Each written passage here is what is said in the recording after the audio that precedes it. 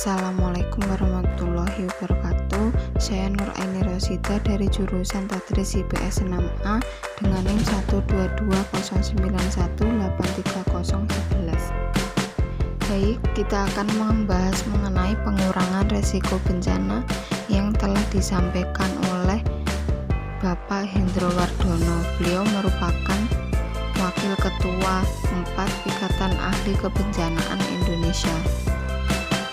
Yang pertama, kita akan membahas mengenai kerentanan Indonesia terhadap risiko bencana. Bencana dikelompokkan ke dalam bencana alam, non-alam, sosial menurut Undang-Undang Nomor 24 Tahun 2007. Yang kedua yaitu dalam World Risk Report tahun 2016, Indonesia dikategorikan sebagai negara dengan tingkat risiko bencana yang tinggi. Yang ketiga yaitu hal tersebut disebabkan karena tingginya tingkat keterpaparan dan kerentanan terhadap bencana. Yang terakhir, semakin penting bagi Indonesia untuk melakukan langkah-langkah mitigasi dan adaptasi terhadap risiko bencana dan perubahan iklim.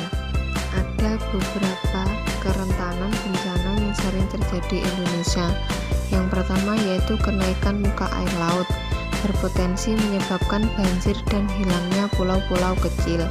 Yang kedua, perubahan curah hujan berpotensi menyebabkan banjir dan erosi. Yang ketiga, pemanasan suhu air laut berpotensi pada peningkatan kejadian gelombang laut yang abnormal dan penurunan potensi ikan tangkap.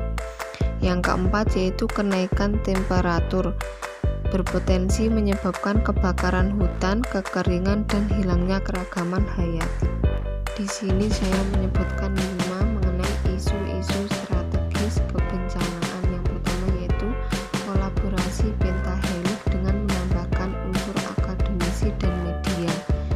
Yang kedua yaitu isu-isu kapasitas lokal masih perlu mendapat atensi yang lebih secara substantif dengan menggandeng berbagai pihak. Yang ketiga yaitu penanggulangan bencana merupakan urusan bersama termasuk pemerintah dan pemerintah daerah.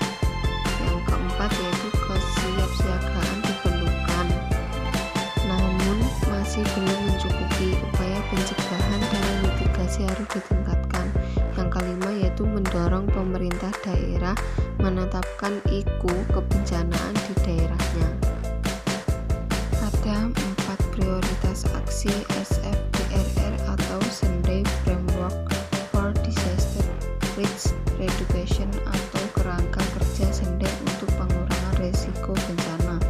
Yang pertama yaitu memahami risiko bencana, termasuk komunikasi, informasi, dan edukasi.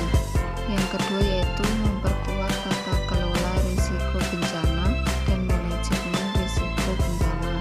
Yang ketiga, investasi dalam pengurangan risiko bencana untuk ketangguhan. Yang keempat, meningkatkan kesiapsiagaan bencana untuk respon yang efektif. Ada beberapa hal arahan Presiden dalam rapat koordinasi penanggulangan bencana tahun 2001. Yang pertama, hal yang paling utama adalah pelaksanaan di lapangan, bukan hanya membuat aturan.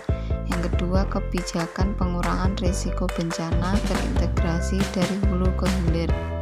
Dan yang ketiga yaitu penyelenggaraan manajemen tanggap darurat, rehabilitasi dan rekonstruksi serta peringatan dini dilakukan secara cepat dan akurat. Yang terakhir yaitu edukasi dan literasi kebencanaan terus ditingkatkan mulai dari lingkup keluarga. Ada visi dan arah kebijakan penanggulangan bencana. Yang pertama mengenai visi penanggulangan bencana 2020 sampai 2044 yaitu mewujudkan Indonesia tangguh bencana untuk pembangunan berkelanjutan.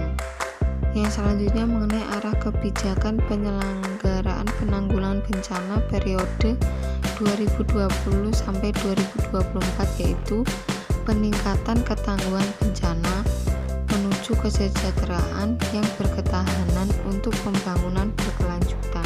Yang selanjutnya mengenai sasaran nasional penanggulangan bencana adalah menurunnya kerugian ekonomi terhadap produk